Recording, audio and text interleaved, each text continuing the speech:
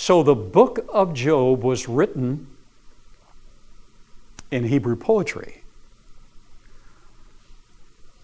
repeating concepts that add dimensions from a different direction, because that's the way they talked. Neanderthal care. Neanderthal lived at the same time with Job. We don't know how they talked, but we do know that they were proficient with music, which is the expression, the rhythmic expression of the soul. In addition to anatomical evidence, there's a growing body of cultural evidence for the fully human status of Neanderthals from the technical literature. They buried their dead and had elaborate funeral customs that included arranging the body and covering it with flowers. They made a variety of stone tools and worked with skins and leather. A wood flute was recently discovered among Neanderthal remains. And this is a schematic of the wood flute. Now, if you were in the lecture this morning, tell me something about that wood flute. It's got sharps and different notes, or like that. Yes, not only different notes, but sharps and flats. And it is precisely tuned with the distance. They've calculated the distance of the sharps and flats to which there are two musical scales. The modern scale is pitched a little higher. A couple of centuries ago, they used another scale. What's its name? Diatonic scale. That's right. What's the modern scale?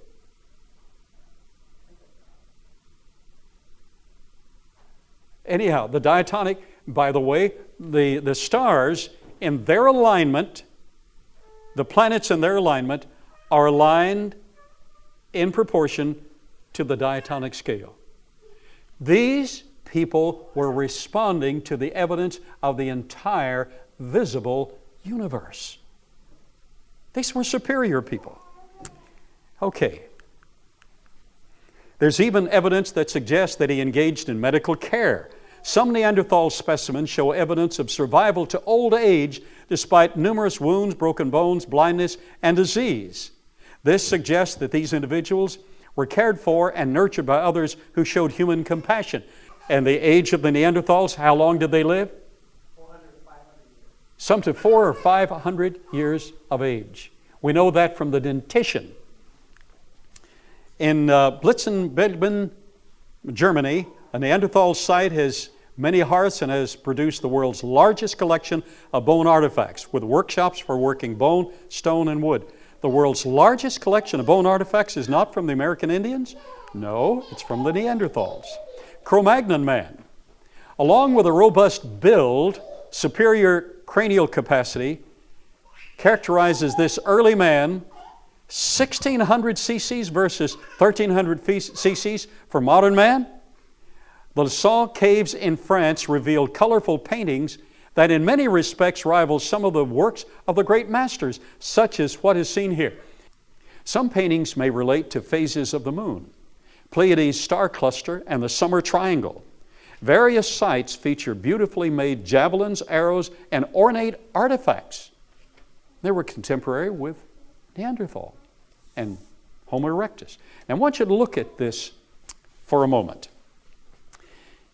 They solved a major problem that our mainline scientists have not yet published on, but our scholars at the Creation Evidence Museum have reflected on and come to that conclusion.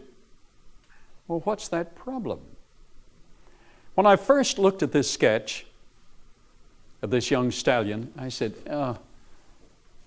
they weren't very good artists. They drew him with short legs and a small rump. And then, after learning certain things, I found that actually he's jumping in response to that series of lines which indicate the phases of the moon.